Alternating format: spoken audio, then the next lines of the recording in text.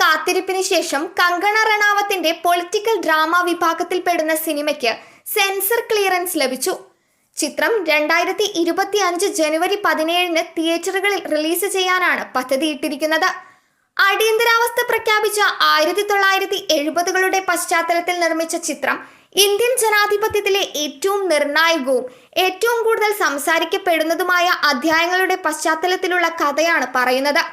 കങ്കണ റണാവത്ത് രചനയും സംവിധാനവും അഭിനയിക്കുകയും ചെയ്യുന്ന എമർജൻസി ഇന്ത്യയുടെ ആദ്യ വനിതാ പ്രധാനമന്ത്രി ഇന്ദിരാഗാന്ധിയുടെ ജീവിതത്തെയും സമയത്തെയും ചിത്രീകരിക്കുന്നു.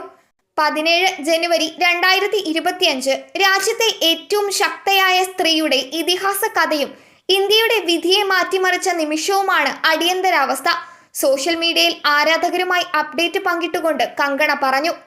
ഈ വർഷം സെപ്റ്റംബർ 6 ചിത്രം റിലീസ് ചെയ്യാനായിരുന്നു ആദ്യം തീരുമാനിച്ചത്.